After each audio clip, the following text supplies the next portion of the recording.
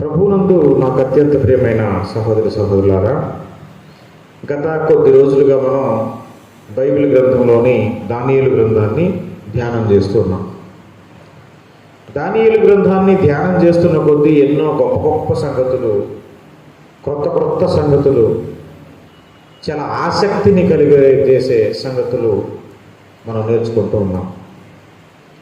ఏం జరగబోతుంది అన్న ఉత్కంఠ మనలో ప్రతి ఒక్కరికి రేకెత్తిస్తూ ఉంది. ఈ గ్రంథం చాలా అద్భుతమైనటువంటి గ్రంథం. అనేక మర్మాల గని, అనేక మర్మాల పొట్ట అన్నమాట దానియేలు గ్రంథం అంటే. మరి మనం గడిచిన రోజు దానియేలు గ్రంథం 7వ అధ్యాయాన్ని మనం ధ్యానం చేశాం. గుర్తుందా మీకు? దానియేలు గ్రంథం 7వ అధ్యాయాన్ని మనం ధ్యానం చేశాం. దానియేలు గ్రంథం 7వ అధ్యాయంలో దానియేలుకి ఒక కల వచ్చింది. నెబుకద్నెజరు కుమారుడైన బెల్షాజరు పరిపాలిస్తున్నటువంటి మొదటి సంవత్సరంలో దానియేలుకి ఒక కల వచ్చింది. ఆ కలలో ఏం కనబడిందో మనకందరికీ తెలుసు. గుర్తు చేసుకుందాం ఒకసారి మనం నేర్చుకున్న దాన్ని. ఆ కలలో అతనికి ఒక సముద్రం కనిపించింది. ఆ సముద్రం మీద నలుదిక్కుల నుంచి భయంకరమైనటువంటి ప్రచండమైనటువంటి గాలి వీస్తూ ఉంది. అప్పుడు ఆ సముద్రంలో నుంచి 4 విచిత్రమైనటువంటి జంతువులు బయటకు వచ్చాయి. ఆ జంతువులలో 4వ జంతువు చాలా భయంకరమైనది, ఘోరమైనది, క్రూరమైనది. దాని తల మీద 10 కొమ్ములు ఉన్నాయి. ఆ 10 కొమ్ముల్లో 3 పెరిగివేయబడ్డాయి. వాటి ప్లేస్లో ఒకటి వచ్చింది, ఒక చిన్న కొమ్ము మొలిచింది. దానియేలు గారి దృష్టి అంతా ఆ చిన్న కొమ్ము మీదకి వెళ్ళింది. ఎవరి చిన్న కొమ్ము అంటే, ఆ చిన్న కొమ్మకి 2 కళ్ళు ఉన్నాయి. మనుషులలాగా, మానవుల్లాగా 2 కళ్ళు ఉన్నాయి, ఒక నోరు ఉంది. ఆ నోరుతో చాలా గర్వపు మాటలు, అహంకారమైన మాటలు, అసహ్యమైన మాటలు మాట్లాడుతుంది.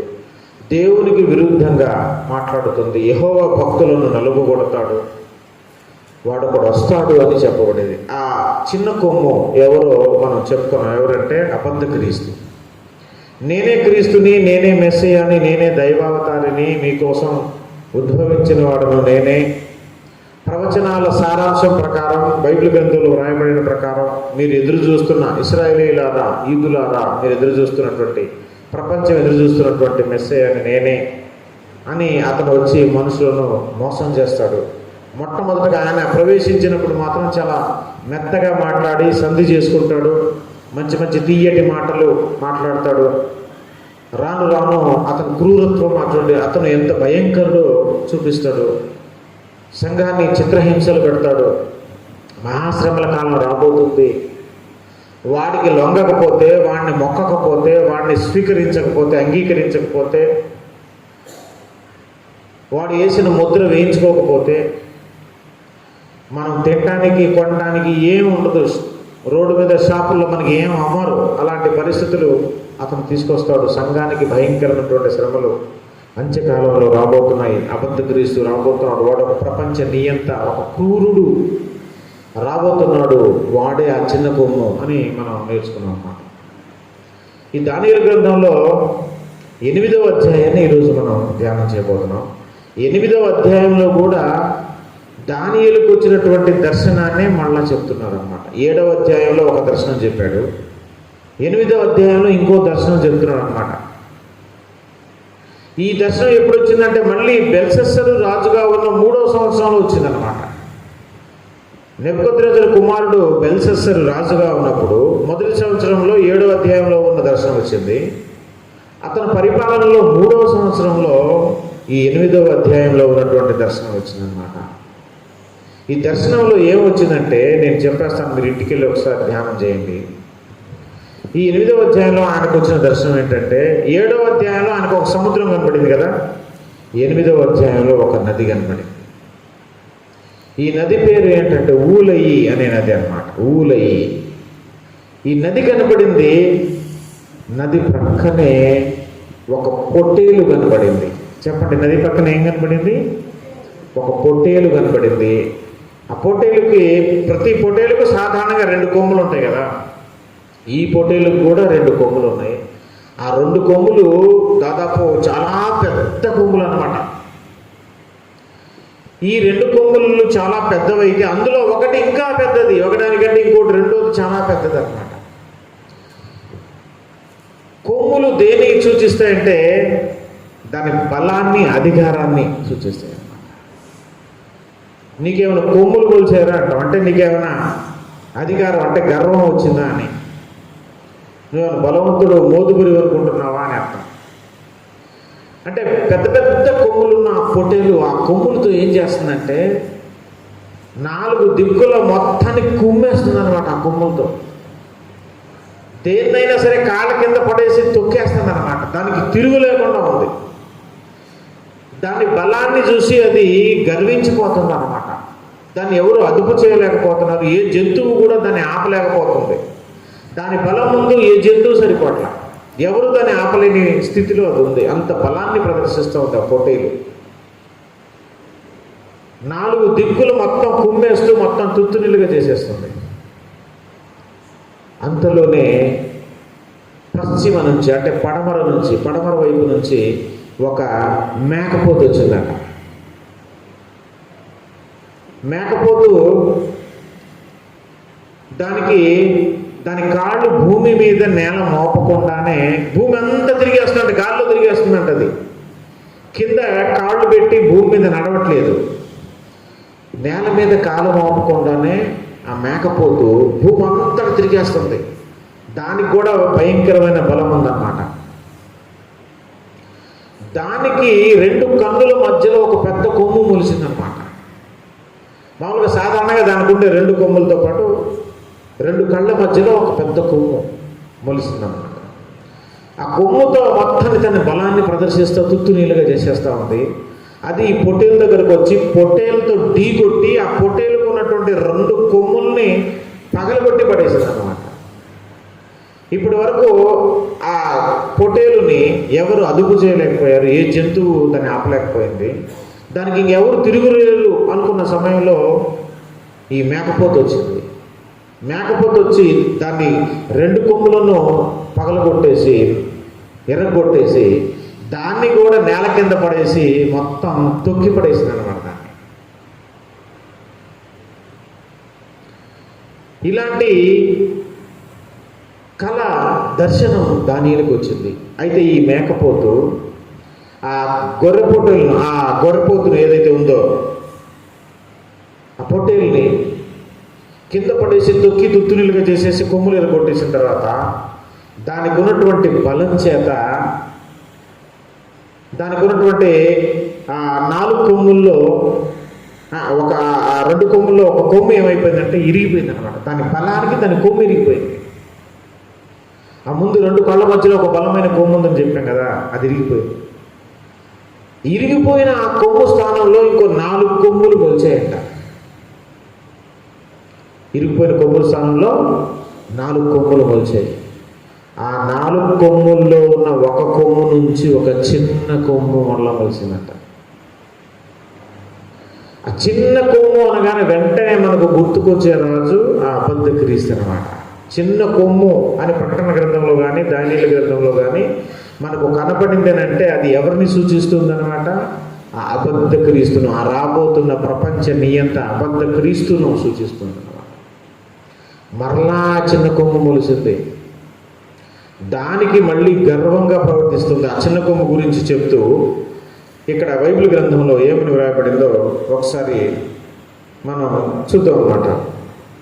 9వ వచనంలో 8వ అధ్యాయం 9వ వచనంలో ఈ కొమ్ములలో ఒక దానిలో నుండి ఒక చిన్న కొమ్ము మొలిచెను, అది దక్షిణముగాను తూర్పుగాను ఆనంద దేశపు దిక్కుగాను అత్యధికముగా బలిసెను. ఆకాశ సైన్యమునంటునంతగా పెరిగి నక్షత్రాల్లో కొన్నిటిని పడేసి కాళ్ళ కింద అనగదొక్కుచుండు. ఎవరు? ఈ చిన్న కొమ్ము. ఆకాశ సైన్యం ఎక్కడి దాకా ఉందో అంత ఎత్తుగా ఎదిగిందంట. దాని రాజ్యం, దాని బలం, దాని ప్రభావం ఎదిగి ఆకాశ నక్షత్రాల్లో అంటే దేవుని కుమారులలో, దేవదూతులలో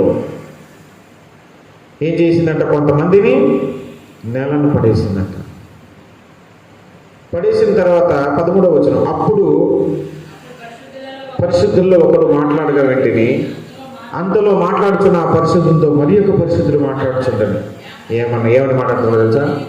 అనుదిన బలిని గూర్చియు అతిక్రమము జరిగినందున సంభవించు నాశనకరమైన హేయ వస్తువును గూర్చియు కలిగిన ఈ దర్శనము నెరవేరుటకు ఎన్నాళ్ళు పట్టును?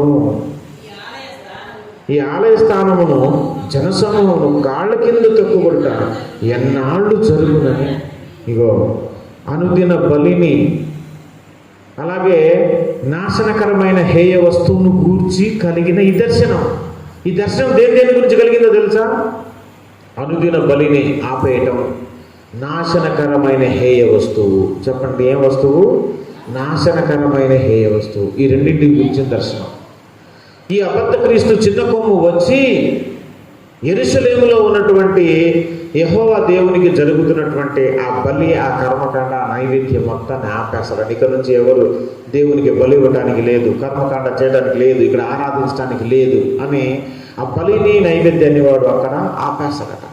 ఆపేసి ఆ యెరూషలేము దేవుని మందిరంలో తానే వెళ్ళి, అతని హేయ వస్తువు ఎవరంటే అతనేనమాట. నాశనకరమైన హేయ వస్తువు అంటే ఆ రాజే, ఆ చిన్న కొమ్మే, ఆ నియంతే, ఆ అబద్ధ క్రీస్తే. వాడొచ్చి దేవుని మందిరంలో, యెరూషలేము ఆ మందిరంలో, పరిశుద్ధ మందిరంలో కూర్చొని నేనే దేవుణ్ణి, నన్నే ఆరాధించనని దేవుని స్థానాన్ని అతను ఆక్రమిస్తాడట. నాశనకరమైన హేయ వస్తువు వచ్చి యెరూషలేము దేవుని మందిరంలో కూర్చుంటుంది. అతడే ఆ అబద్ధ క్రీస్తు, ఆ చిన్న కొమ్ము అన్నమాట. వాడు బలిని నైవేద్యాన్ని ఆపేస్తాడు. బలి కర్మకాండను యూదుల చేత చేయనివ్వడు, జరిగించినప్పుడు. ఇది అతను చేయబోతున్నాడు. మనం ఇక మిగతా రాజులు అంటే అన్ని రాజ్యాలన్నీ అయిపోయినాయి, ఆ 4 రాజ్యాలు మట్టిలో కలిసిపోయినాయి, ఆ రాజ్యాలు పోయినాయి. కానీ వీడు మాత్రం అదంతా గత చరిత్ర, జరిగిపోయిన చరిత్ర. కానీ వీడి గురించి లేఖనం చెప్తున్నది జరగబోయే చరిత్ర. భవిష్యత్తులో వీడు రాబోతున్నాడు, ఇంకా ఇది జరగలేదు. మిగతా రాజ్యాలు, రాజులు వెళ్ళిపోయారు, చక్రవర్తులు వెళ్ళిపోయారు, పరిపాలించారు, వాళ్ళ రాజ్యాలు పోయినాయి. వీడి మీదే దానియేలు ఎందుకు దృష్టి మళ్లించాడు, ఈ చిన్న కొమ్ము గురించే ఎందుకు ఆలోచిస్తున్నాడు అంటే, వీడే రేపు రాబోతున్న నియంత. సంఘాన్ని హింసలు పెట్టి, శ్రమల పాలు చేసి, నశింపజేసి, అణగదొక్కి యుద్ధం ప్రకటించే ఒక నియంత, ఒక క్రూరమైన వాడు, ఒక క్రూరమైన రాజు అంత్యకాలంలో రాబోతున్నాడు ఈ ప్రపంచాన్ని ఏలటానికి. వాడిని గూర్చిన ప్రపంచం ఇది సంఘానికి హెచ్చరిక అన్నమాట. వాడు రాబోతున్నాడు కాబట్టి మనల్ని అప్రమత్తం చేస్తున్నాడు. మనం ఎంతటి విశ్వాసం కలిగి జీవించాలో నేర్పిస్తాడు అనమాట. వాడు వచ్చి ఆ పని చేస్తాడు. వాడు వచ్చి బలిని నైవేద్యాన్ని ఆపేస్తాడు. అలాగే దేవుని మందిరంలో వాడే ఒక నాశనకరమైన హేయ వస్తువుగా దేవునిగా కూర్చుంటాడు. ఈ మాట చాలా చోట్ల రాయబడింది. కావాలంటే కొన్ని చోట్ల మనం క్రాస్ రెఫరెన్స్లు చూద్దాం. ఇదే దానియేలు గ్రంథం 9వ అధ్యాయం 27వ వచనం చూడండి. 9:27. 9:27. అతడు ఒక వారమునకు, వారం అంటే 7 సంవత్సరాలు అన్నమాట. ఒక వారమునకు అనేకులకు నిబంధన స్థిరపరచును. అర్ధవారం అంటే 3.5 సంవత్సరాలకు బలిని నైవేద్యమును నిలిపివేయును. హేయమైనది నిలుచు వరకు నాశనం చేయవాడు వచ్చును. ఇదిగో చూడండి, హేయమైనది అంటే హేయకరమైన వస్తువు, నాశనకరమైన హేయ వస్తువు అన్నమాట. బలిని నైవేద్యాన్ని వాడు ఆపేస్తాడని ఇక్కడ కూడా వ్రాయబడింది. ఇదే అధ్యాయంలో, ఇందులోనే ఇదే గ్రంథంలో 11వ అధ్యాయం 31వ వచనం కూడా చూద్దాం. 11:31. అతని పక్షమున శూరులు లేచి పరిశుద్ధ స్థలపు కోటను అపవిత్రపరిచి అనుదిన బలి నిలిపివేసి, ఇక్కడ కూడా ఉంది చూడండి, అనుదిన బలిని వాడు నిలిపివేసి నాశనమును కలుగు చేయి హేయమైన వస్తువును నిలవబెట్టుదురు. అది మళ్ళా ఉంది చూడండి ఇక్కడ. నాశనకరమైన హేయ వస్తువులు అంటే వాడే వచ్చి సింహాసనం మీద కూర్చుంటాడు. 12వ అధ్యాయం 11వ వచనంలో కూడా ఉంది, చూద్దాం. 12వ అధ్యాయం 11వ వచనంలో కూడా అనుదిన బలి నిలుపు చేయబడి కాలము మొదలుకొని నాశనము కలుగు చేయు హేయమైన దాన్ని నిలవబెట్టు వరకు. చూసారా, మళ్ళా ఉంది ఇక్కడ కూడా. అంటే దానియేలు గ్రంథంలో అతనికి వచ్చిన దర్శనాల్లో ప్రధానమైన అంశం ఏంటంటే ఈ రాబోతున్నటువంటి ఈ అబద్ధ క్రీస్తు గురించిన ప్రవచనమే. సంఘం అలర్ట్ అవ్వాలి, సంఘం పాఠం నేర్చుకోవాలి, సంఘం విషయాన్ని గుర్తించాలి, జాగ్రత్త వహించాలి, జాగ్రత్త పడాలి, విశ్వాసంలో బలంగా ఎదగాలి. వీడు వస్తాడని తెలిసి వీడు ఏ ఏ క్రియలు చేస్తాడో ముందే మనకు తెలుసు, నేర్చుకున్నాం కాబట్టి దేవుడు మనకు ఆ జ్ఞానాన్ని దయచేశాడు కాబట్టి మనం జాగ్రత్త పడతాం. వాడు వచ్చినప్పుడు వాడికి లొంగకుండా, వాడికి మొరక్కకుండా, వాడు క్రీస్తుని అంగీకరించకుండా మనం వాడి మీద తిరుగుబావుట ఎగరవేయాలి, అవసరమైతే ప్రాణాలైనా అర్పించేయాలి. కానీ వాడికి మాత్రం మనం లొంగకూడదు, మొక్కకూడదు. సంఘం మీద యుద్ధం, పరిశుద్ధులతో యుద్ధం చేస్తాడు వాడు వచ్చి. వీడి గురించే, ఈ చిన్న కొమ్ము గురించే ప్రకటన గ్రంథంలో కూడా రాయబడింది కదా, మొన్న చదివాం మనం. మళ్ళీ ఒకసారి అక్కడికి వెళ్దాం. ప్రకటన గ్రంథం 13వ అధ్యాయం. ప్రకటన గ్రంథం చూడండి దయచేసి, 13వ అధ్యాయము 5వ వచనం. డంబపు మాటలను దేవదూషణలను పలుకు ఒక నోరు దానికి ఇయ్యబడెను, మరియు 42 నెలలు తన కార్యము జరుప అధికారము దానికి ఏర్పాటాయను. దేవుని దూషించుటకును, ఆయన నామమును, ఆయన గుడారమును, పరలోక నివాసులను దూషించుటకును నోరు తెరుచును. పరిశుద్ధులతో యుద్ధము చేయను, వాని జయింపను. దానికి అధికారం ఇచ్చారన్నమాట. అధికారం ఇచ్చారన్నమాట దానికి. అర్థమైందండి? కాబట్టి ఇగో 10వ వచనంలో రాయబడింది చూడు, అక్కడే 9వ వచనం. ఎవడైనను చెవి గలవాడైతే వినను కాక, ఎవడైనను చెరపట్టవలనని ఉన్న ఎడల వాడు చెరలోనికి పోవును. వాడంటే కొంతమందిని జైలు వేసేస్తారంట. జైలు వేయబట్టడానికి ఎవరైతే రాయబడ్డారో వాళ్ళందరూ జైలు పాలవుతారు. ఎవడైనా ఖడ్గము చేత చంపిన ఎడల వాడు ఖడ్గము చేత చంపబడవలను. ఈ విషయంలో పరిశుద్ధుల ఓర్పును విశ్వాసమును, నీ ఓర్పు నీ విశ్వాసం నెగ్గేది అప్పుడే, కనబడేది అప్పుడే. నువ్వు ఎంత ఓర్చుకుంటున్నావో దేవుని కోసం, ఎంత గట్టిగా నిలబడ్డావో, నీకు ఎంత విశ్వాసం ఉందో తేలిపోయే రోజు అదే. ఇందులో పరిశుద్ధుల ఓర్పును సహనం కనిపిస్తుంది. పరిశుద్ధుల మీద యుద్ధం ప్రకటిస్తాడు వాడు. వాడికి లొంగకపోతే, వాడికి మొక్కకపోతే, ఆ ముద్ర 666 అనే ముద్ర వేయించకపోతే మనుషులను చిత్రవదలు పెడతాడు అతడు. ఇతని గురించి, ఈ హేయమైన వస్తువు గురించి యేసుప్రభు వారు కూడా చెప్పాడు. ఇదే దానియేలు గ్రంథాన్ని యేసుప్రభు పెట్టుకున్నప్పుడు ఈ దానియేలు గ్రంథాన్ని ఎత్తి చెప్పాడు ఆయన. ఒకసారి ఆ మాట కూడా చూద్దాం. మత్తయి సువార్త 24వ అధ్యాయం చూడండి. యేసుప్రభు వారు ఇదే వచనం గురించి ఏం చెప్పాడో. మత్తయి సువార్త 24వ అధ్యాయము 15వ వచనం. మత్తయి సువార్త 24:15. కాబట్టి చూడండి, ప్రవక్త అయిన దానియేలు ద్వారా చెప్పబడిన నాశనకరమైన హేయ వస్తువు పరిశుద్ధ స్థలమందు నిలుచుట మీరు చూడగానే. ఎక్కడ నిలుస్తుంది ఆ హేయ వస్తువు? అంటే దేవుని మందిరంలో, పరిశుద్ధ స్థలంలో వచ్చి వాడు నిలుచుంటాడు, కూర్చుంటాడు. నేనే దేవుణ్ణి, నన్నే పూజించండి అంటాడు. జాగ్రత్తగా ఉండండి అంటున్నాడు అన్నమాట. ఇదిగో 19వ వచనం. ఆ దినములలో, అయ్యో ఆ దినములలో గర్భిణీలను పాలించు వారికి శ్రమ, అప్పుడు మహాశ్రమ కలుగును. కనుక మీరు పారిపోవుట చలికాలం అందైనను విశ్రాంతి దినమందైనను సంభవింపకుండా ప్రార్థించండి.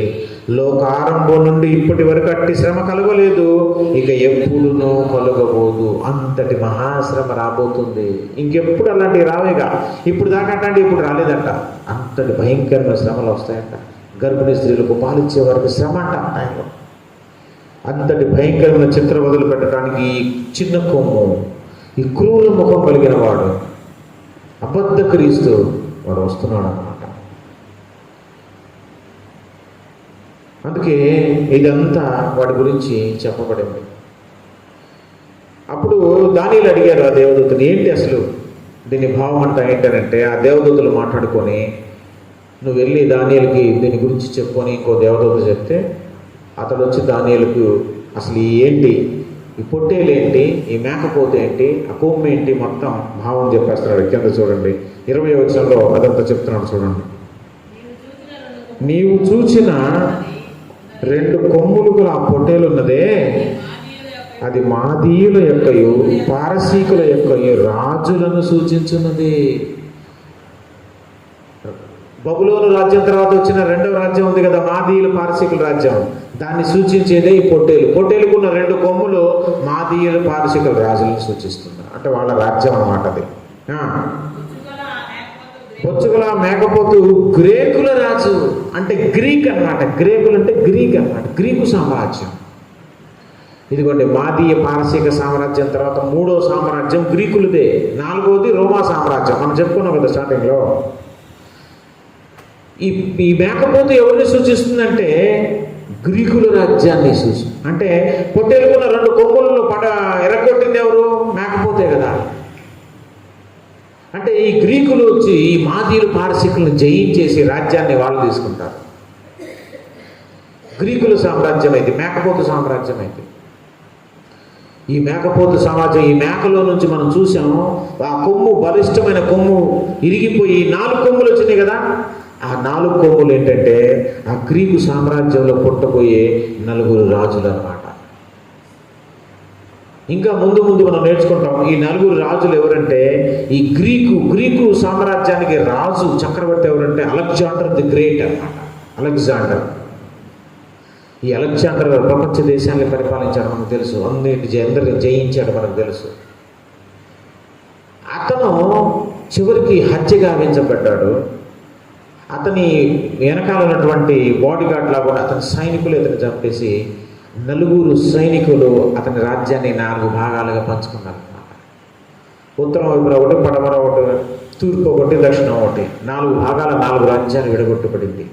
అతని సైనికులే ఆ 4 రాజ్యాలను విభాగించుకున్నారు అన్నమాట, పంచుకున్నారు అన్నమాట. ఆ 4 కొమ్ములు ఆ 4 రాజులను సూచిస్తుంది.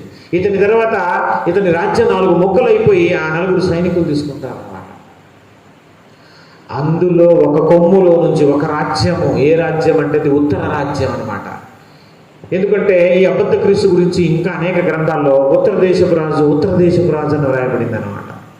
అంటే ఈ 4 ముక్కల్లో ఉత్తర భాగం నుంచి, ఆ ముక్క నుంచి, అందులో నుంచి చిన్న కొమ్ము మొలుస్తుంది. అటువైపు నుంచి రేపు రాబోతున్న ఆ నియంత అబద్ధ క్రీస్తు ఆ ఉత్తర రాజ్యంలో నుంచి రాబోతున్నాం అన్నమాట. చెప్తుంది చూడండి, అక్కడ చదువుతాం 22వ వచనం. అది పెరిగిన పిమ్మట దానికి బదులుగా 4 కొమ్ములు పుట్టినవి కదా. 4 రాజులు ఆ జనములో నుండి పుట్టుదురు గాని వారు అతని కన్నా బలము గలవారుగా ఉండరు. వారి ప్రభుత్వం యొక్క అంతములో వారి అతిక్రమములు సంపూర్తి ఎగుచుండగా క్రూర ముఖము గలవాడును. వాటిని క్రూర మృగం అని ఎందుకన్నారంటే వాడి ముఖమే క్రూర ముఖం అంట. క్రూర ముఖము గలవాడును యుక్తి గలవాడునయ్యుండి ఉపాయము తెలుసుకుని ఒక రాజు పుట్టును. అతడు గెలుచును గాని తన స్వభావం వలన గెలవడు. ఆశ్చర్యంగా శత్రువులను నాశనం చేయడం ఎందు అభివృద్ధి పొందుచు ఇష్టమైనట్టుగా జరిగించు బలవంతులను అనగా పరిశుద్ధ జనమును నశింపజేయనది. చూసారా, పరిశుద్ధ జనం జోలికి వస్తాడు, క్రీస్తు సంఘం జోలికి వస్తాడు, వాళ్ళ మీద యుద్ధం ప్రకటిస్తాడు ఈ ఒక్కడు, ఈ క్రూర ముఖం కలిగిన వాడు. అందుకే క్రూర మృగంతో వాడిని పోల్చాడు దేవుడు. భయంకరమైన మృగం సముద్రం నుంచి వచ్చింది కదా, 4వ జంతువులు, వీడు అలా చేస్తాడనమాట. మరియు అతడు ఉపాయము కలిగిన వాడై మోసం చేసి తనకు లాభం తెచ్చుకును, తను తాను హెచ్చించుకుంటాడు. క్షేమంగా ఉన్న కాలమందు అనేకులను సంహరిస్తాడు. అతడు రాజాదిరాజుతో యుద్ధము చేయను, అంటే దేవుని ప్రజలతో యుద్ధము చేయను కానీ కడకు అతని బలము దైవాధీనం వలన అదనమాట. ఆ దినాలను గూర్చిన దర్శనములు వివరించి ఉన్నాను అని ఇదంతా దానియేలుకు చెప్పుకోవచ్చు అనమాట. అంటే దానియేలుకు వచ్చిన ఈ దర్శనం, ఈ మాదీయుల పారసీకుల సామ్రాజ్యం కూడా పోతుంది, గ్రీకు సామ్రాజ్యం కూడా పోతుంది, అది విభాగించబడింది. అందులో ఉత్తర దేశంలో ఉన్నటువంటి రాజ్యము నుంచి ఒక చిన్న కొమ్ము ఒకడు రాబోతున్నాడు. దానియేలు ఈ విషయాలన్నీ నువ్వు గ్రంథంలో రాయి, నా ప్రజలు దీన్ని తెలుసుకోవాలి. క్రొత్త నిబంధనలో యేసయ్య ద్వారా, యేసయ్య రక్తంలో కడగబడిన సంఘానికి ఈ విషయం తెలియాలి. ఇది ముద్రించు, ఇది వాళ్ళు చదవాలి, వాళ్ళు జాగ్రత్త పడాలి. అంత్యకాలంలో రాబోతున్న యుగాలలో, రాబోతున్నటువంటి అంత్యకాలంలో, అంత్య దినాలలో ఇగో ఇది సంభవించబోతుంది. వాడు వస్తాడు, ఇలా చేస్తాడు, యెహోవా భక్తులను నలుగొడతాడు, దేవుని మందిరాన్ని అపవిత్రం చేస్తాడు, అక్కడ బలి నైవేద్యాన్ని ఆపేస్తాడు. వచ్చి అన్యులు సైన్యం అంతా కూడి వచ్చి మొత్తం అపవిత్రం చేసి అన్యులంతా తొక్కేస్తారు అక్కడ దేవుని మందిరాన్ని. దేవుని మందిరంలో వాడే వెళ్ళి కూర్చుంటాడు. చివరిగా ఒక మాట, అది కూడా చూద్దాం. 2వ దశలోనికీయులకు రాసిన పత్రిక 2వ అధ్యాయము చూడండి. 2వ దశలోనికీయులకు రాసిన పత్రిక 2వ అధ్యాయము 3వ వచనం 4వ వచనం చదువుదాం. 2వ దశలోనికీయులకు రాసిన పత్రిక 2వ అధ్యాయం 3వ వచనం. మొదట భ్రష్టత్వము సంభవించి ఆ నాశన పాత్రుడగు పాప పురుషుడు, వీడే అన్నమాట. నాశన పాత్రుడు పాప పురుషుడు ఎవడంటే వీడే, అబద్ధ క్రీస్తు. వీడు బయలుపడితేనే కానీ ఆ దినం రాదు. ఏది దేవుడు అనబడునో, ఏది పూజింపబడునో దాని అంతని ఎదురించచ్చు, దానికంతటి పైగా వాడు తన్ను తానే హెచ్చించుకొనచ్చు, తాను దేవుడనని తన్ను కనపరుచుకొనచ్చు, దేవుని ఆలయములో కూర్చుండును. చూసారా, నేను ఇందాక చెప్పా కదా, అసలు ఏది దేవుడు అనుకుంటాడో, ఏది పూజింపబడతాడో దాని మొత్తాన్ని పక్కన పెట్టి నేనే దేవుడిని, నన్నే పూజించని అడుచి ఏకంగా దేవుని ఆలయాలలో కూర్చుంటాడంట. ఇదే నాశనకరమైన హేయ వస్తువు అంటే. దేవుని మందిరాన్ని అపవిత్రపరచి, దేవుని బలి నైవేద్యాన్ని ఆపివేసి, యెరూషలేము దేవాలయాన్ని అపవిత్రపరచి, అన్యుల చేత గుర్రాల చేత తొక్కించి దేవుని బిడ్డలను హింసిస్తాడు. ఆ అంత్యకాలంలో అగ్ని పరీక్ష వంటి ఆ మహాశ్రమల కాలంలో ఒకవేళ నీవు నేను బ్రతికి ఉంటే, మనం బ్రతికుండగానే వాడు వస్తే మరి మనం నిలబడగలమా? మన విశ్వాసాన్ని కాపాడుకుంటామా? యేసయ్య కోసం చచ్చిపోవడానికైనా సిద్ధపడిపోతామా? మరి మన విశ్వాసం ఆ స్థాయిలో ఉన్నదా? మనల్ని మనం పరీక్షించుకోవాలి. దినాలు చెడ్డవి, సమయాన్ని పోనివ్వకూడదు. ఈరోజు మనం ఆరోగ్యంగా ఉన్నాం, దేవుని మహాకృప. రేపు మనం ఉంటామో లేదో మనకు తెలియదు. నిద్రపోతున్న వాళ్ళలో లేస్తున్న వాళ్ళు సగం మందే దాదాపు. ఏమో మనకు తెలియదు. మారొచ్చులే, చూద్దాంలే, టైం ఉందిలే, నాకు ఆరోగ్యం ఉంది, వయసు ఉంది, ఇంకా నేను కనీసం 10-15 సంవత్సరాలు బతకపోతానా, ఈలోపు మార్చుకుందాంలే, సరి చేసుకుందాంలే అనుకుంటే పొరపాటు. నువ్వు బ్రతికి ఉండటం నీ ఆరోగ్యం మీద ఆధారపడలేదు, దేవుని కృప మీద ఆధారపడదు. ఏమో అవకాశం పోతే, నువ్వు సరి చేసుకుందామని అనుకునే లోపే పోతే, ఈ రాత్రి పోతే, మన ప్రాణం పోతే, సరి చేసుకునే టైం లేకుండానే పోతే మన పరిస్థితి ఏమైపోద్ది? ఫస్ట్ నుంచి ఎంతో భక్తిగా మనం క్రైస్తవులుగా మొట్టమొదటిగా కొత్తగా దేవుణ్ణి అనుకున్నప్పుడు ఎంత భయం కలిగి ఉన్నాం చెప్పండి. నేను కూడా ఎంత భక్తి కలిగి ఉన్నాం. మనం పాపం అంటే ఎంత భయం వేసేది మనకి. ఆదివారం రాగానే ఎంత పరిగెత్తుకుని వెళ్ళేవాళ్ళం, ఎట్లా పాటలు పాడేవాళ్ళం, ఎట్లా ప్రార్థన చేసేవాళ్ళం. సువార్త అంటే ఎంత ఆసక్తి ఉండేది మనకి. కానీ రాను రాను రాను రాను సీనియర్లకు అయిపోతున్న కొద్దీ, సంవత్సరాలు గడుస్తున్న కొద్దీ నిర్లక్ష్యం, అశ్రద్ధత, సోమరితనం మన శరీరాల్లో చోటు చేసుకొని అన్నిటికీ దూరమైపోతాం. ఆరంభము కంటే అంతము మేలైనదిగా, మహిమకరమైనదిగా, ఆశీర్వాదకరమైనదిగా ఉండాలి. మరి నువ్వు మొట్టమొదటిలో అంత వెలుగు ఇప్పుడు తప్పని ఆరిపోతే, ఒకవేళ నీ ప్రాణం పోతే పరిస్థితి ఏంటి? ప్రియ సహోదరి సహోదరుడా, దేవుడు ఈ రాత్రి మనందరితో ఈ విషయం చెప్తున్నాడు. ఒక వెలుగిన నువ్వు ఎంత మంచి సేవ చేసావు, ఎన్ని పాటలు పాడావు, ఎంత ప్రార్థన చేసావు, ఎంత ఆసక్తి చూపించావు, పాపాన్ని ఎంత అసహించుకున్నావు. ఒకప్పుడు నువ్వు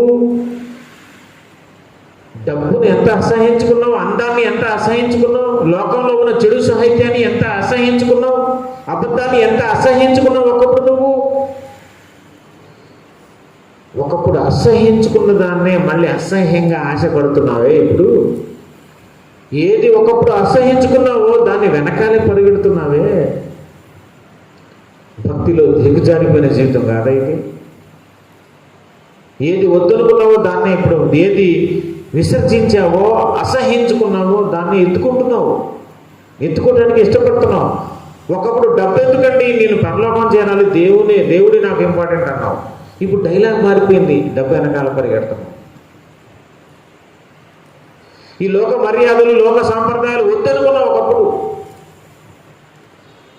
ఈ అన్యులు చేసే ఆ తంతువులకు, ఆ ఆనంద సంతోష ఆ కార్యక్రమాలకు వెళ్ళి డ్యాన్సులు వేసి ఆనందించే ఒకప్పుడు వద్దనుకున్న మళ్ళీ అది అందంగా కనిపిస్తుంది. ఇప్పుడు అందులో గెంతుదామనిపిస్తుంది, ఇప్పుడు ఆశ కలుగుతుంది దాన్ని చూస్తుంటే. అంటే ఏమైపోతున్నావు ప్రియ సహోదరి సహోదరుడా? నీ ప్రాణం నీ ప్రాణానికి నువ్వే లెక్క చెప్పాలి, నీ జీవితానికి నువ్వే లెక్క చెప్పాలి, నా జీవితానికి నేనే లెక్క చెప్పాలి. నీ పక్కన నీ భర్త ఉన్నా, నీ అమ్మ ఉన్నా, మీ నాన్న ఉన్నా, పిల్లలు ఉన్నా, ఎవ్వరు నిన్ను కాపాడలేదు. Nobody can save you. ఎవ్వరు కాపాడలేరండి, ఎవరికి వాళ్ళే లెక్క చెప్పాలి. నేను చెప్పిన ఒక మాట చివరిగా, తల్లిదండ్రుల కంటేను, భర్త కంటేను, భార్య కంటేను, పిల్లల కంటేను మనకు దేవుడే ముఖ్యం. ఇదంతా ఆట, ఇదంతా బొమ్మలాట. నువ్వు తండ్రిగా నటించు, నువ్వు తల్లిగా నటించు, మీరు పిల్లలుగా నటించని, ఇది ఒక నాటకం. ఈ బంధాలు శాశ్వతమైన బంధాలు కాదు. పరలోకంలో భార్యాభర్తలు ఉండరు, అమ్మా నాన్నలు లేరుగా. ఇక్కడ మాత్రమే చెప్పుకోవటానికే వాళ్ళే శాస్త్రం కాదు. వాళ్ళు కూడా దేవుడిస్తేనే వచ్చిన వాళ్ళు, దేవుడిచ్చిన ఆశీర్వాదం అది. నీకు తల్లి తండ్రి బిడ్డలు దేవుడిచ్చిన కృపండి. దేవుడి అనకపోతే నీకు జీవితంలో వాళ్ళు కూడా ఉండేవాళ్ళు కాదు. అంతా దేవుడిచ్చిందే. ఏదైనా ఈ లోకంలో విడిచిపెట్టి పోవాల్సిందే. నువ్వు ఎంతగా ప్రేమించిన కొడుకైనా సరే వెళ్ళిపోయి మర్చిపెట్టి వెళ్ళిపోవాల్సిందే. నీకు దేవుడు అంతిమంగా, నీకు చివరిగా మిగిలేది దేవుడు. దేవుడితో సహవాసం కోల్పోయి బ్రతికితే అగ్నిగుండం పాలైపోతారు. అక్కడ అగ్ని ఆరదు, గుడుగు చౌదు, ఆ మంటలు తట్టుకోలేవు. యుగయుగాలు ఏడుస్తూ కన్నీరు కారుస్తూ ఉంటావు. భయంకరమైన శ్రమది. ఒకళ్ళు నీవు పరలోకానికి వెళ్ళిపోయి నీ పిల్లలు కాలుతూ ఉంటాయి. మరి నీకు ఇష్టమేనా? నీ పిల్లలు యుగయుగాలు అక్కడ కాలుతూ ఉండాలి, నువ్వు మాత్రం పరలోకంలో దేవుని ఎంత ఆనందపడుతున్నావు. ఇష్టమేనా నీకు? నీ భర్త కాలుతూ ఉంటుంది, నీ పిల్లలు కాలుతూ ఉంటుంది, మీ అమ్మగారు కాలుతూ ఉంటుంది, నువ్వు పరలోకానికి వెళ్ళిపోతే ఇష్టమేనా? మరి ఎందుకు తీసుకురావట్లేదు వాళ్ళని? నువ్వు ఎందుకు గట్టిగా అన్ని విషయాల్లో గద్దిస్తావే? తప్పు చేస్తే పిల్లల్ని గద్దిస్తావే? మీ తల్లిదండ్రులు కూడా ఒక్కోసారి గద్దిస్తాం కదా మనం, ఏదైనా మాట అన్నప్పుడు, ఏదైనా తెలివి తక్కువ మాట మాట్లాడినప్పుడు. మరి ఈ విషయంలో ఎందుకు గద్దించలేకపోతున్నావు? నీకు అధికారం లేదా? నువ్వు నరకానికి వెళ్ళిపోతావు, దేవుని మందిరం రాకపోతే, ఇష్టానుసారం బ్రతికి నువ్వు పోతావు, నరకానికి పోతావు. నువ్వు నరకానికి కూడా నాకు ఇష్టం లేదు, నువ్వు రా అని తోడుకొని ఎందుకు రాలేకపోతున్నావు? కొట్టేస్తారు, చంపేస్తారు. నువ్వు లాక్కొని వస్తే చంపేస్తారండి. ఎన్ని విషయాల్లో లాగలేదండి మీరు? తల్లిదండ్రులు చేపెట్టుకొని లాగలేదా? ఈసడించుకోలేదా భర్తను? కానీ ఇప్పుడు జరగలేదు అది. మరి అన్ని విషయాల్లో ఈసడించుకున్నప్పుడు ఇక్కడ మహా అయితే ఒక దెబ్బ కొడతాడు, అంతే కదా. యేసయ్య కోసం భరించు. నీ భర్త మారుతాడు కదా, పరలోకానికి వస్తాడు కదా. నీ పిల్లలు మారి పరలోకానికి వస్తారు కదా. నీ తల్లిగారు మారి పరలోకానికి వస్తారు కదా. చెంప దెబ్బ ఒకటి కొడితే కొట్టేవండి. మీ భర్త గారు ఎన్నిసార్లు కొట్టలేదు, నీ భార్య నువ్వు మరి ఎన్నిసార్లు కొట్టలేదు. నీకు ఒక దెబ్బ పడింది అనుకో, అంతే. యేసయ్య కోసం ఒక దెబ్బ కూడా పడలేము మనం. మరి సువార్తకి వెళ్ళినప్పుడు ఈరోజు క్రీస్తు విరోధులు ఎంతోమంది పాస్టర్లని పిచ్చిగా ఘోరంగా కొడుతున్నారు. మరి వాళ్ళు ఎట్ట భరిస్తున్నారు? నువ్వు ఒక చెంప దెబ్బ కూడా భరించలేవే యేసయ్య కోసం. వాళ్ళు ప్రాణాలు ఇచ్చేస్తున్నారు యేసయ్య కోసం. కాబట్టి మన విశ్వాసం అట్లా ఉండాలండి. ఈ అంత్యకాలంలో విశ్వాసాన్ని కాపాడుకొని గట్టిగా పట్టుకొని యేసయ్య కోసం నిలబడితేనే ఎప్పటికైనా చావేనండి. నువ్వు తప్పించుకున్న ఏదో ఒకరు చచ్చిపోతావు కదా, అదేదో యేసయ్య కోసం చచ్చిపోతాయి. అలాంటి ధైర్యం, సింహానికి ఉన్న ధైర్యం ఉండాలి. అలాంటి విశ్వాసం మనకు ఉండి భక్తి జీవితంలో ముందుకెళ్ళాలి. దేవుడు అట్టి కృప మనకందరికీ అనుగ్రహించడుగా.